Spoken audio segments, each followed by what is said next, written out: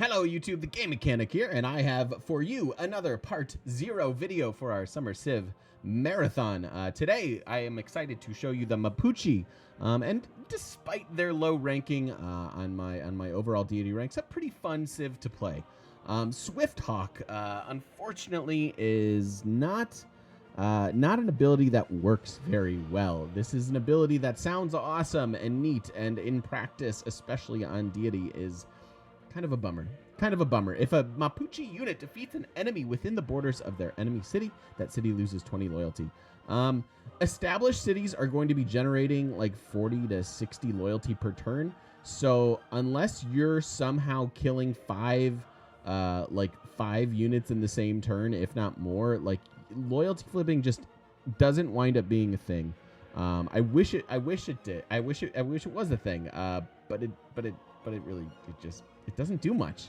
I'm sorry. This I would give it a 0 if I could. This is an ability that truly just doesn't do anything. So unfortunately, that's a bit of a bummer. Tuki is a little bit better. Cities with an established units trained in cities with an established governor gain 25% more combat experience, 10% combat strength against civs in a golden age. The latter half of that is quite good. 10 combat strength is insane. Now, it's also wonky to get it to really work, right? So, okay, cool. I'm gonna go up against a civ. They're in a golden age. I'm gonna just crush their units because I have an extra 10 combat strength. We're at swordsman. My swordsman kick your swordsman's butt. But you're in a golden age, and so unless I'm in a golden age, holding cities that I take from you, very, very difficult. So that's a bummer. So it's a really cool ability, but winds up having like anti-synergy with war, which is definitely a bummer. The extra combat XP is great, especially if you have an encampment, because I believe those things stack, as it were. So you get that bonus plus what you would get from like an encampment. So pretty decent war ability. A little confusing or a little weird to get to work, but you know, interesting all the same. The Camel Mule is an awesome tile improvement. I don't rate it super high because it's really hard to make work. When it does work, it works very well.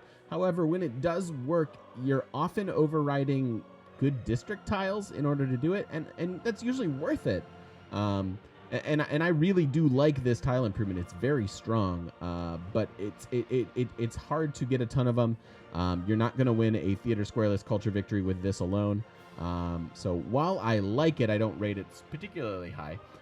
What it does is adds culture to a tile. Culture and culture alone. It has to have the minimum appeal of breathtaking. So that's 4 appeal, and then you get 75% of that appeal as culture. So if you have a 4 appeal tile, you get a +3 culture improvement on it. +3 culture, especially as early as you get this, is actually awesome. It's actually very, very good. Once again, you're not going to have a ton of them, and sometimes they block like a really good campus or something else that you're trying to do. But when you get it to land, as it were, you can put it on a hill or whatever, and then it winds up being quite good. It's particularly good later on in the game if you wind up getting Statue of Liberty, which you'll want to do in a culture victory anyways. So at that point, you can kind of start to put them everywhere, and then that's kind of cool. But there's a much later on type ability. It will, as all improvements that give you culture, it will start to generate tourism after you get flight. You can, important to note, you can create this and then put a mine next to it, which would decrease the appeal below the 4 threshold, and that will still stay there, despite the fact that it isn't a breathtaking tile anymore. But the culture does go down a notch, and then it's much worse.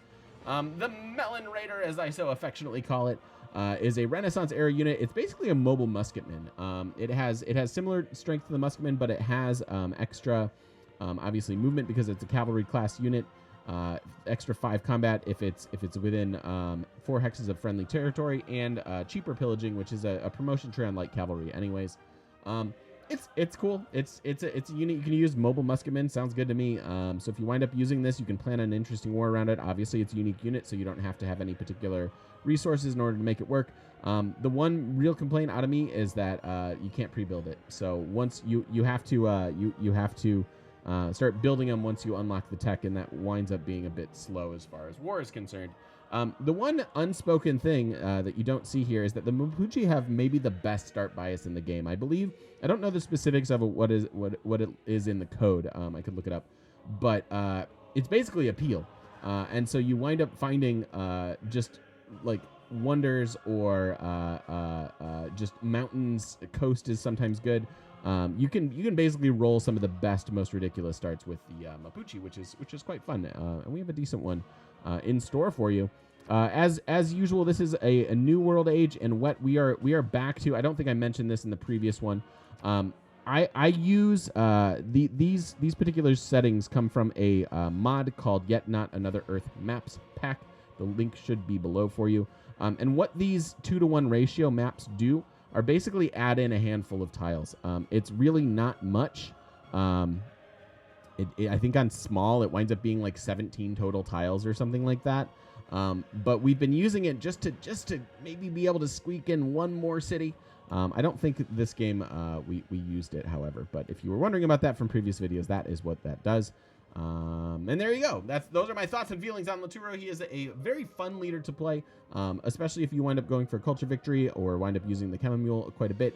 You can also use this to fuel early civics, early governments, things like that. It winds up being quite strong. So enjoy the Let's Play. Don't forget to follow my Twitch channel over at twitch.tv/thegamemechanic. I'd love to see you there. Bye, guys.